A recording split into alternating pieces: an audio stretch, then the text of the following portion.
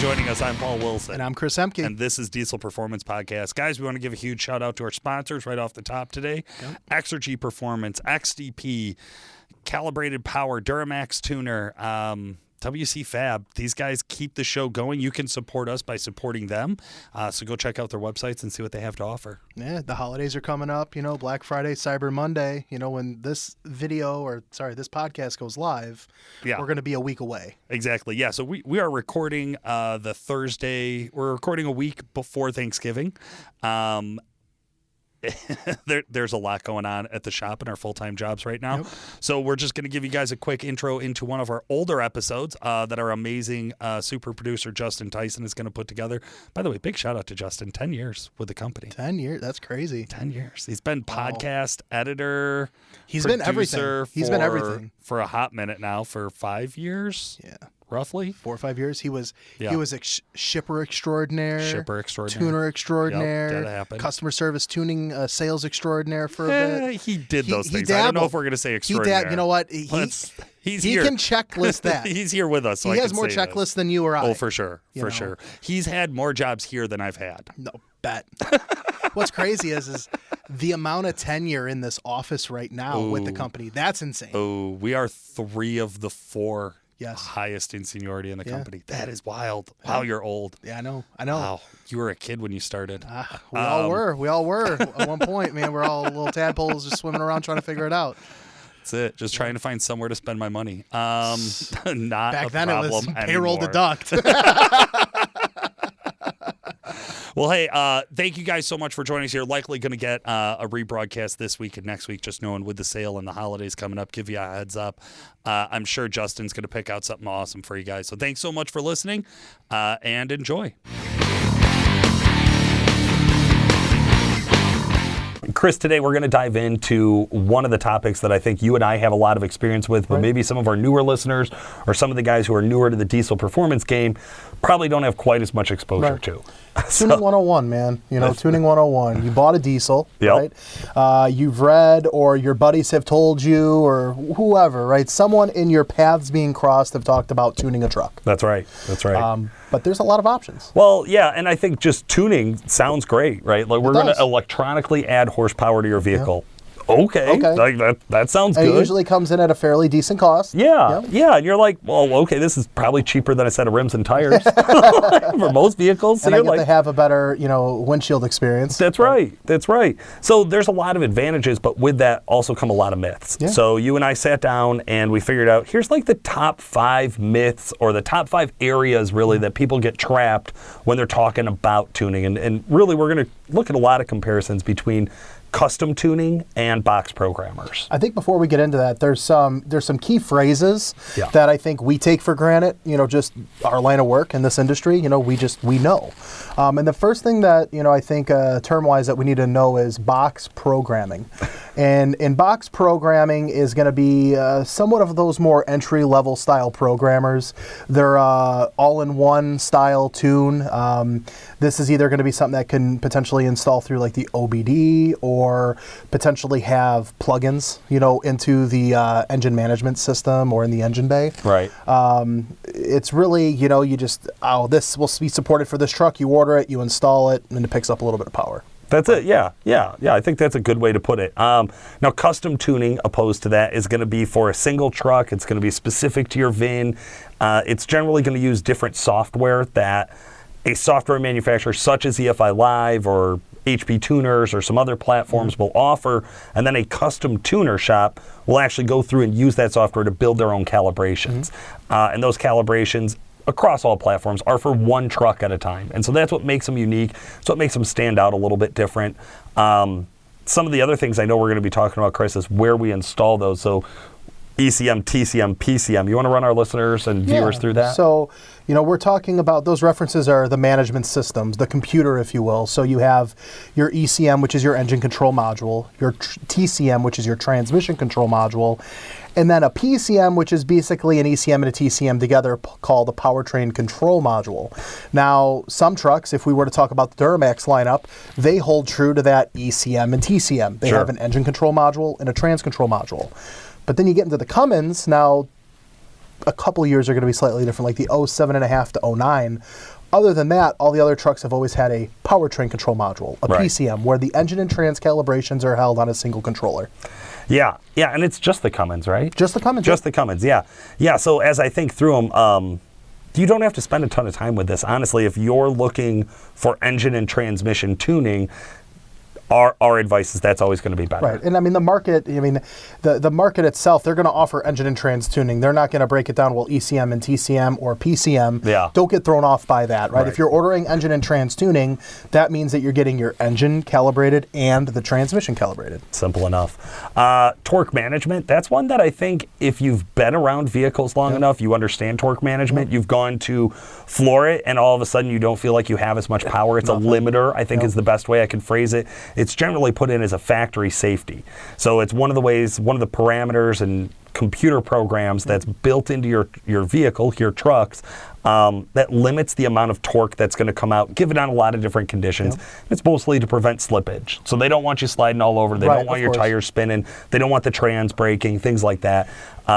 With tuning, custom tuning and box programmer tuning, we're going to impact torque management, and we're going to need to talk about torque management to kind of finish this conversation. And some of the torque management that you'll see could actually be the limiters in the higher RPM window, where we'll get into this more as this video goes on, but the limiter, right? So the truck might make power down low, and like that initial, oh my God, that experience when you hit the throttle is there, but then the truck's power tapers off really hard. So it's not just the limiter of the management right off the bat. Right. It can happen at any RPM window. Absolutely. And then probably the last thing is air-fuel ratio. So certain programmers have the ability, so like a box programmer, let's say, they don't potentially have as many parameters to address. Right. So you're going to be in a situation where they might ask or call for more fuel down low to get that added power or response that they're looking for.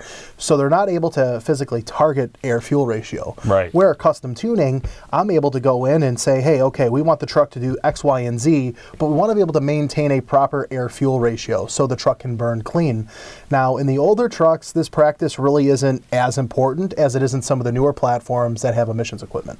So, Right, yeah. And air-fuel ratio, I think when I first started hearing air-fuel ratio around diesel is when emissions equipment started showing up. That's when it became a real thing. And that's all of a sudden everybody cared. Before that, we just said no smoke, right? And that was like it's implied. got a gray haze. All right, we're good. Yeah, that's no smoke. But then I think we also adopted a lot of, like I said, that targeting around emissions equipment. And I think guys who have an easier time with this is guys who come over from the gas world, where air-fuel ratio is a so very important. Big deal across the board. That's pretty much one of the most, that's the staples in gas tuning, right? That is. You could have whatever setup you want, but to know that it's tuned correctly or that you're getting the most out of that is going to be based on maintaining AFR. Right. So here it is, guys, our top 5 list. I'll kick us off with number 1.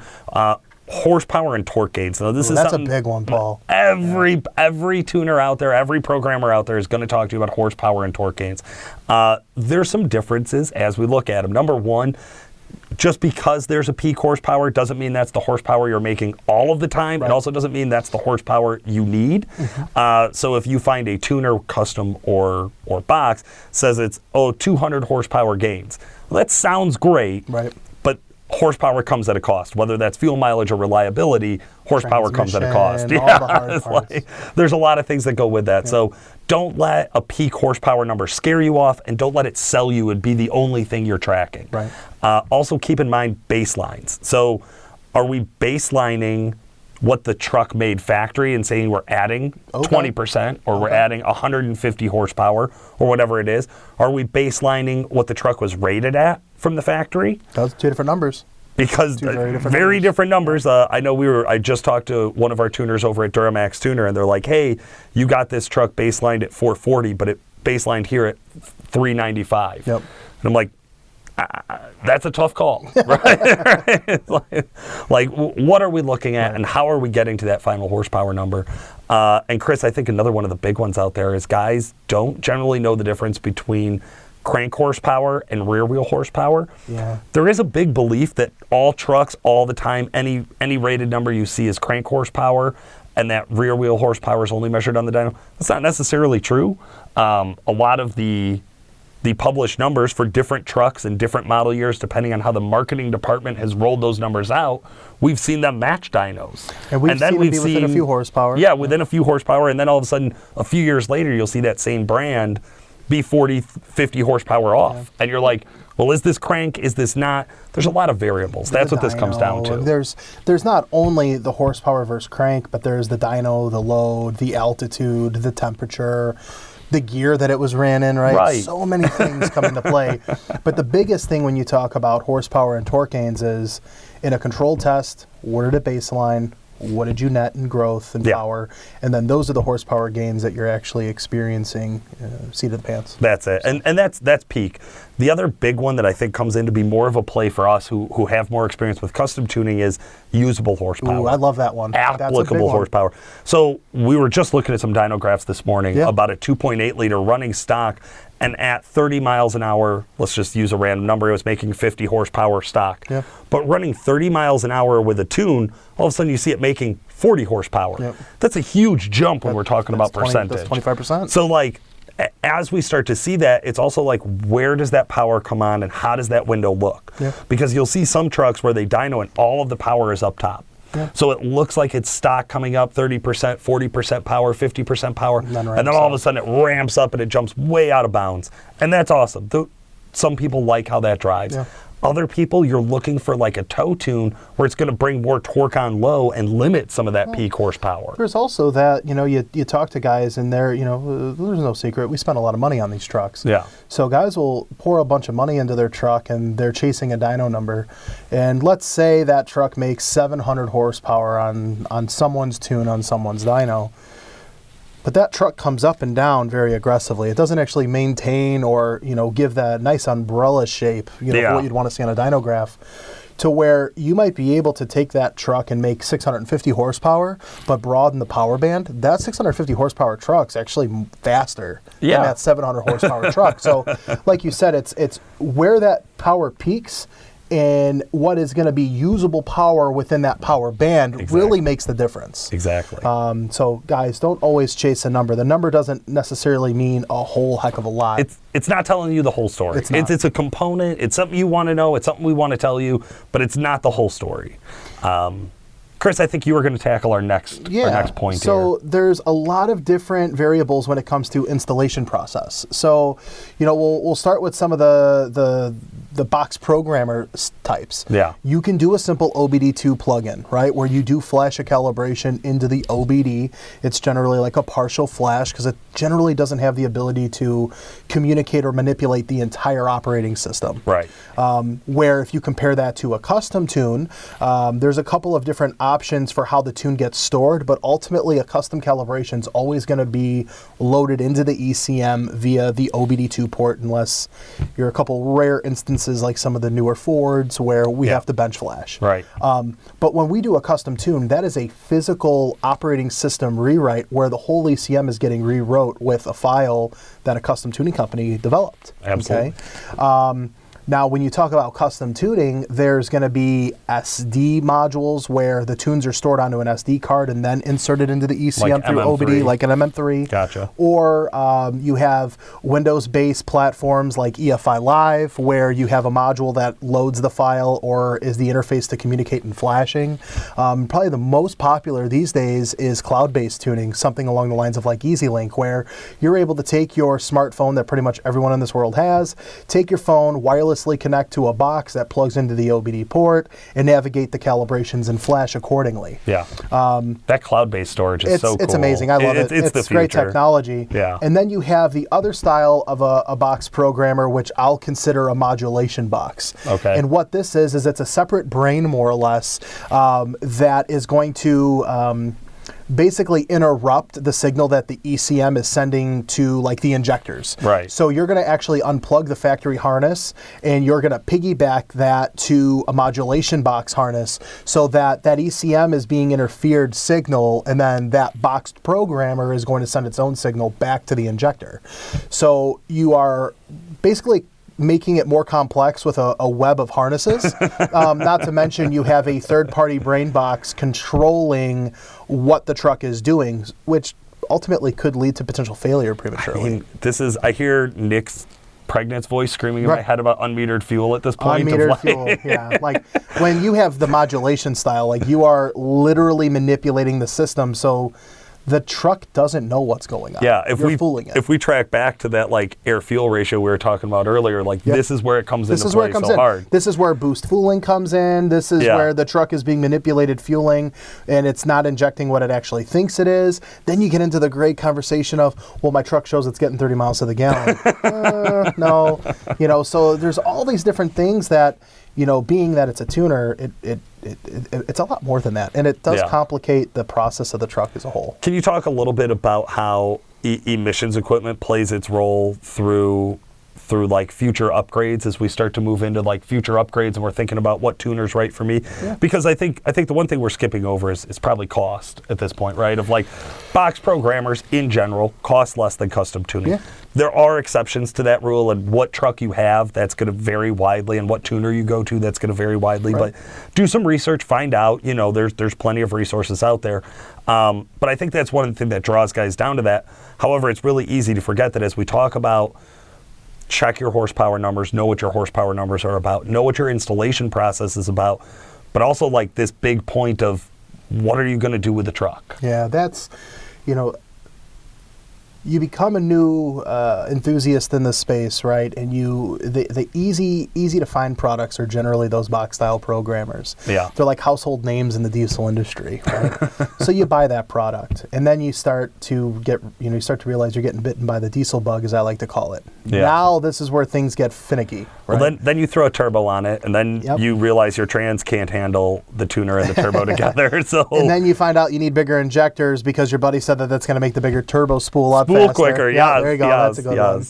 And that's where you start to really outgrow.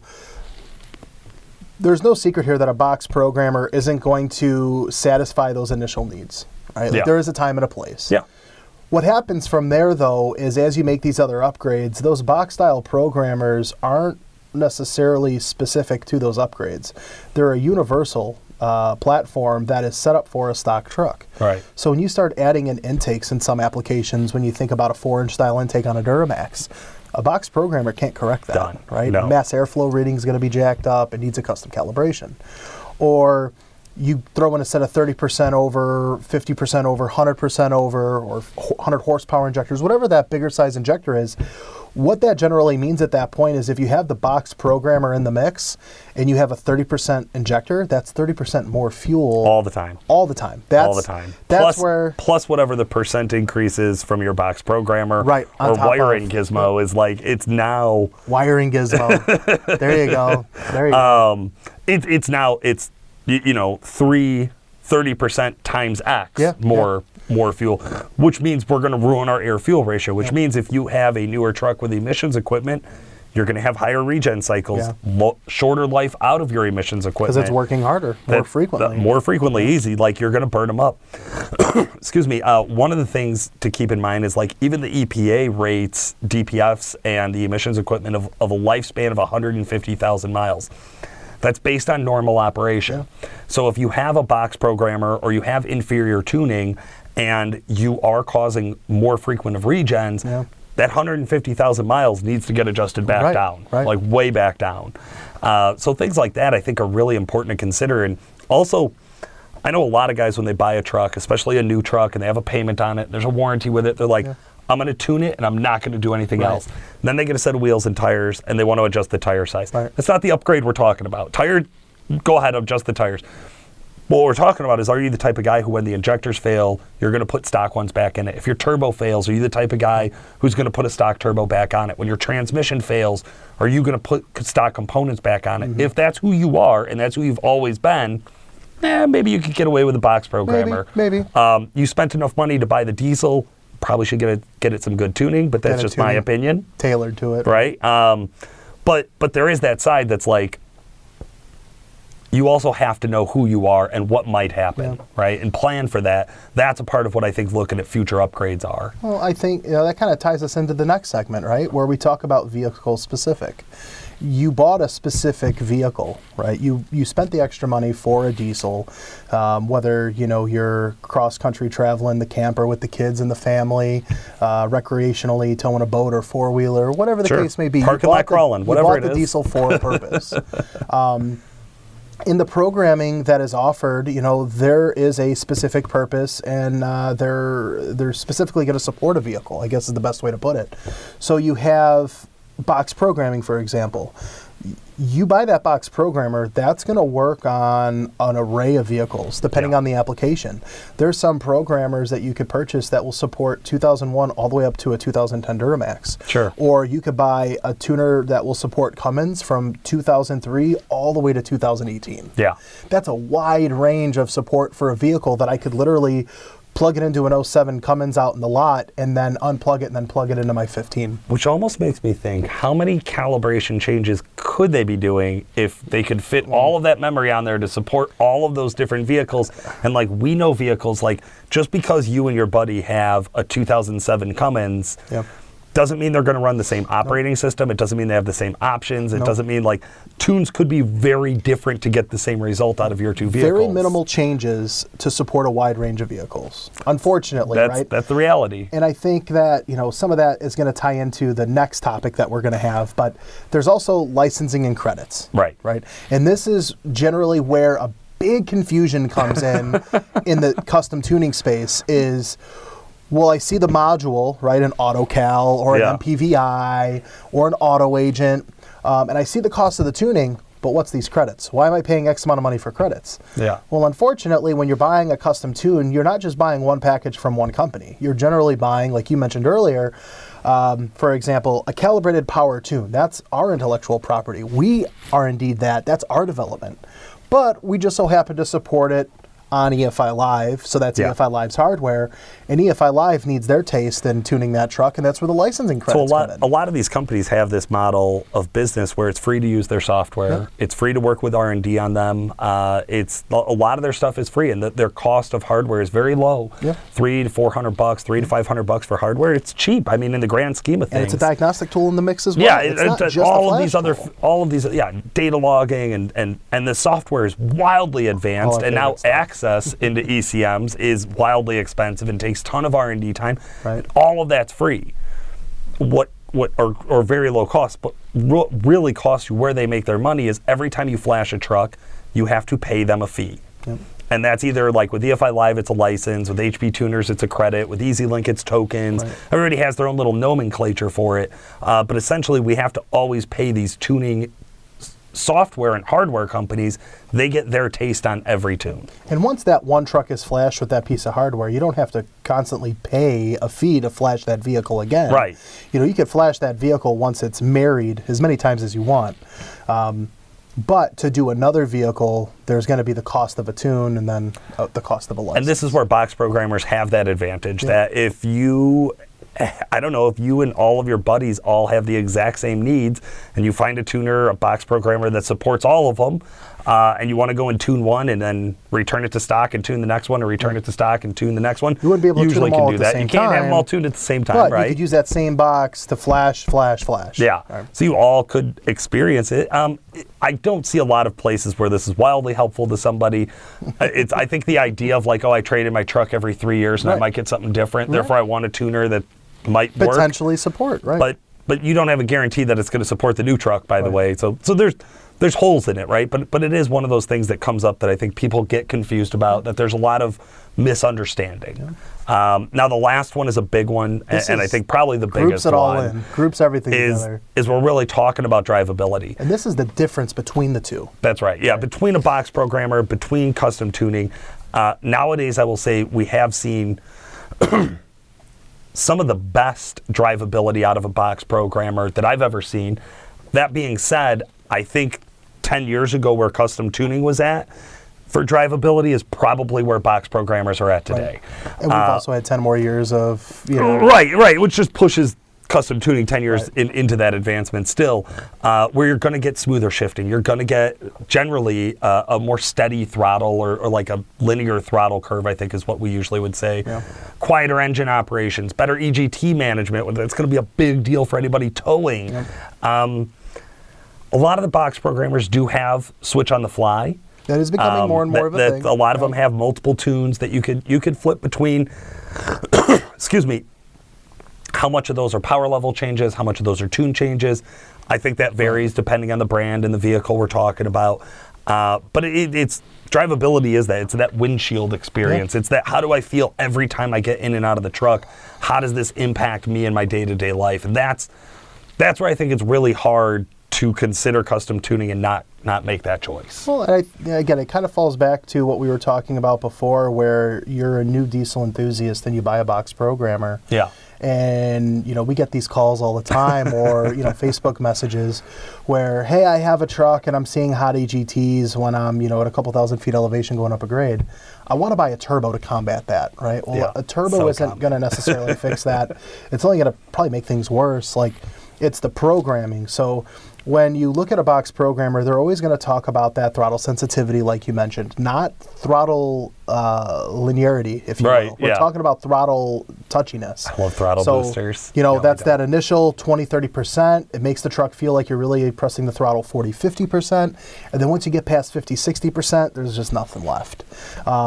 Or, the truck doesn't have the ability to manage its own EGT because it can't meter the fuel that it's so all of the numbers are skewed because they're all calculated. You have these things where the custom tune comes in is you're able to get the truck, like you said, to shift nicer because there's trans support. Yeah. Or you're able to control the metering of the fuel, so you're able to make the idle more stable and control how much fuel is being ingested into the engine or injected into the engine to help with maintaining that power band, quietening up the engine's operation. Right. But the biggest thing here is the emissions, equipment, and operations. 100%. That's where like even when we think about, like I said, the best box programmers out today for the newest vehicles out today, they might make power. You might be okay with their drivability. You might say, hey, it's no worse than stock. But what you're also likely going to say is, my truck goes into regen more frequently, and if I were to tear the EGRs apart into like a perfect lab conditions, I would expect to see a different result from the box programmer than I would from the same horsepower out of a custom tuner. Oh yeah. And that's where that emissions equipment comes in to be such a big play when we're talking about box programmers, is what are they doing? What are they capable of?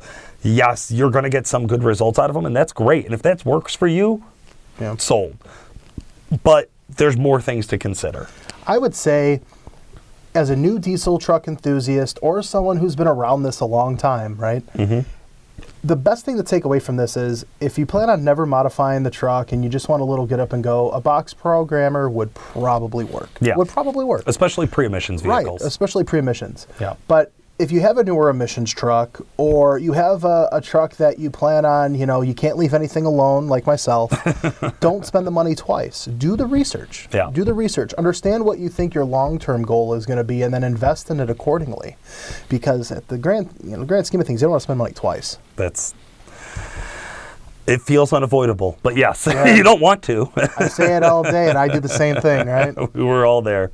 Well, hey guys, I hope this helped sum up some of the top 5 tuning myths that we see or we deal with out there on a regular basis. If you got ideas for the show, please share them with us. Jump on over to Fans of Diesel Performance Podcast Facebook group, or shoot us a message on YouTube or anywhere else that you can contact us. Stick around. We are going to have more Diesel Performance Podcasts coming at you in just a minute. All right, guys, here we are with industry news. Anthony, how are you, man? Good, man. How are you? I'm excited. I like to be filled in on everything that we got going on, and I'm looking forward to this. Inform on a little news or information? A little something. What do we got going on this week? So today we have the 22 Roxor. Okay. There have been some videos, pictures, media. Okay. All the good stuff has been released for the new unit. For our listeners, what is a Roxor? What the hell's a Roxor? So we have a lot of parts right now for them. Okay. A little bit of background. It looks like a Jeep. It's got a 2.5 liter turbocharged diesel motor. Common rail motor. Exactly, yeah. So right up our alley. You take a Jeep, you change the power plant, and there's some other stuff to it. But it's an off-road vehicle. Yeah. There's a lot of support. I get a lot of calls of guys on ranches, things like that. They have like toys, so they don't have to get a tractor or a big truck out in the field. They use it for a little bit of everything. So the Roxor is made by a company called Mahindra. Mahindra is from India as an origin. Yep. They are really big in farm equipment and tractors and things like that, which are pretty unique. And they came to market in 18 with this, Jeep Wrangler looking thing, right? And in this world, it's kind of, I would consider it like a side-by-side, is what it is. Same market space for sure. Same market space. A lot of those same companies that sell, your Can-Ams and your Razors and stuff like that are the ones that are selling these things. And us over at Calibrated, we found an opportunity to be like, we could stick a bigger turbo in this. We can do tuning and do switch on the fly and intercooler kits and stuff. So it's been a big staple of what we do over at Calibrated for some time. And like everything else with COVID, it was kind of like a slowdown, I guess you would say, in manufacturing. Things definitely changed for I mean, not only for us, but for them as well. I mean, they had their slowdowns for manufacturing. Just to touch on also what you're talking about, I mean, we had our stock, we were playing around with it, started with figuring out how to tune it. Now we've got intercooler kits, turbochargers. I mean, we have aftermarket like bumpers, lift kits, things like that. So things have really taken off, I should say. Now, I haven't seen any photos of them just yet, and like they literally look like an old like 60s style, 50s style Jeep. Do they still have that same type of aesthetics, or is the new 2022 changed up and revamped? They changed it up a little bit. Okay. You can still get the idea of what it is. Okay. I saw a couple reviews. I mean, definitely looks different. They changed the front fascia, which I know they're having some issues in terms of legality, things like that. Right, with Jeep, with Chrysler, right? Exactly. So, I mean, they've been going back and forth with the new front end design. They're hoping to get away from all that stuff. And from what I've read, they should be in the clear. Cool. A couple people have said it looks like a Jeep in the Witness Protection Program. Oh, wow. Or Sid from Ice Age, a little squirrel. That's what I've seen guys refer to as well. Oh my God! Okay, So, I'm gonna have to pull those things up. They still look cool, but Sid from Ice Age doesn't look cool. No, I mean, funny, but they still. I mean, they share the same power plant. They change the front end. Okay. I mean, these things got options out the wazoo. You can put tracks. On it. Yeah. That's 15 grand for tracks on those things. It's nasty. We were just talking about, you said that the before we started on this that the base price was going up a little bit. They started off around 16,000, and it's not a lot of money. When you think about, you can get an automatic or a manual, a 2.5 liter diesel, you can't plate them. There's some states that you can plate them, but it's not really an on-road vehicle. You got to work around it quite a bit. It's a workaround, to say the least. To start off at, the new price tag of around $19,000 isn't crazy, but you could deck these things out and make them 40 grand. You could do a full enclosure and 4 tracks for being on snow, you can really retrofit these things to do a lot of cool stuff. Factory lift kits, light bars. I mean, we talked about the tracks as well. Side steps, bumpers, anything that's in the aftermarket. It's like the Jeep owners. They know the amount of aftermarket components you can have is miles long, and the same thing goes for these as well. I mean, over what we do, bumpers, side steps, all the things, right? There's guys that do not leave any of these things alone. I don't think I've seen a stock one that has come through. I had a guy who bought a red, white, and blue one. Wanted to tune all 3 of them about a year ago. Oh, wow. Yeah. Oh, he's American. Big fan of American. Yeah, right? But no, I mean, that's the new redesign. It shares the same power plant. I've only seen advertised on the 5-speed. I haven't seen anything about an automatic. Yeah. Wow. So we'll see, again, teaser videos, pictures, things like that. We'll see how that goes. But again, we were saying $18K in the base price. They have an all-weather enclosure with a factory defrost, all that stuff. Really? That's factory new. Defrost. That's new. They didn't have that before. That's going to put you around 27,000. Ooh. So getting up there, but they got more features. Pull out the pocketbook. Right. So they have the enclosure, right? Would they have windshield wipers this time around? Wipers. Okay. I think the defrost is huge, especially for we've sold some of these out west, I should say, like Wyoming. You've been through Wyoming. There's nothing there at some spots, especially you get in the wintertime, it's cold. That heat and defrost is going to be interesting. It's going to be nice. Interesting. But that's really all I got for today. Okay. Well, we appreciate it. Guys, if you haven't looked it up, look up the Mahindra Rockstar online. I would say that if they're ramping up, their launch on this, at one point you were able to find the old Mahindra Rockstar pretty much at any, UTV style, store, right? Yeah. Any outlet for that. So, they're going to be making a comeback. They're a really cool, piece of equipment to play around with. They're fun for sure. So, thanks for joining us. Yeah. All right, guys, now it's time for one of my favorite segments of the show where we're going to talk to our remote support expert, Sean Lynn. Sean, how the hell are you? Great. How are you, Paul? I'm doing good. Sean, why don't you give our Sorry, Justin. Let's start it over. All right, guys, and now it's time for our remote support expert segment. This is where we're going to bring on Sean Lynn. Sean, you're going to come on. You're going to tell us a little bit about a specific problem that you've dealt with, kind of help just share some of your expertise about remotely helping people diagnose diesel performance issues. How the hell are you? Great. How are you, Paul? I'm doing good, man. Thanks for joining us on the show. How do you feel about the new video format? Oh, it's fine. I mean, I'll get used to it eventually, but... If you're joining us on YouTube, yes, we are cranking away here, making some small adjustments as we work through the show. Again, any feedback you have about that, jump on over to Fans of Diesel Performance Podcast Facebook group. Let us know what you think. We're always happy to hear your feedback. But today, Sean, you are going to tell us about a truck, and we're going to walk through some diagnostics. What's the truck? This truck is a 2004 LLY. 2004 LLY. I have said a few things about LLYs on this show throughout the years. Most of them not good. And that's because of the frustration that I personally have felt also having to do the things you do with troubleshooting the truck. So I know there's a whole host of potential issues out there. What was the problem that the customer first came to you with? So this happens from time to time. The truck itself has a lot of electronics that could potentially cause communication. And the problem was that he kept trying to load the tune and he was getting a 0333 code. $0333. Now that's while he's trying to flash, right? So he's got an AutoCal, he's plugged into the OBD2 port, he's going through all the steps to try to flash it, and he keeps getting this error code. What does that error code mean? So that means security access denied, and it's not really what that means, but it just means that the communication is being blocked somehow between your device and the ECM itself, or the TCM. Very common issue from what I remember. How often are you still dealing with this? When does it come up the most? This will happen on, I would say, probably half of the trucks out there that we deal with. Oh, really? Some of them flash perfect, even with aftermarket electronics and stuff, and others just will not go, and it's pretty common. Okay, gotcha. Now, half of like the LLYs or half of the LB7 LLYs, half of just all trucks? LB7 LLY specifically. LBZs I've never had a problem with. Yeah, same here. Okay. All right, so it comes up. It mostly happens on the older trucks out there. Duramaxes, I don't think we run into a lot of this on Cummins. I don't remember ever hitting this on a Cummins unless it was like the VIN was wrong in the tune file. The only time I've ever seen that on a Cummins was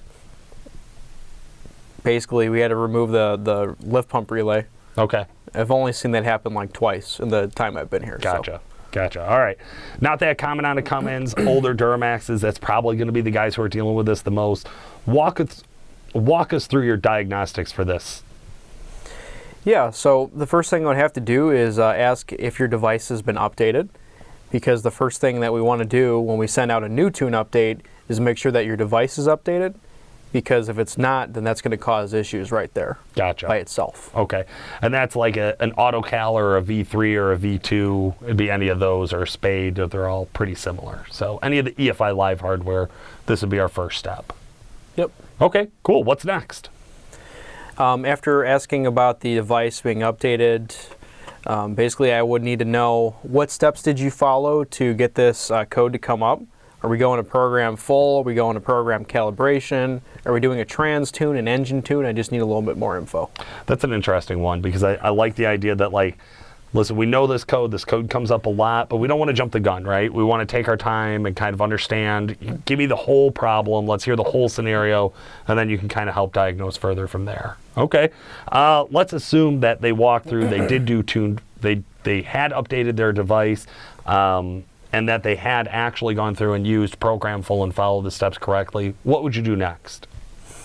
Beyond that, whenever somebody has an issue flashing their LLY or LB7, at that point I would have them pull a number of fuses under the hood, which is very common in what we do here on a weekly basis, or daily basis for that matter.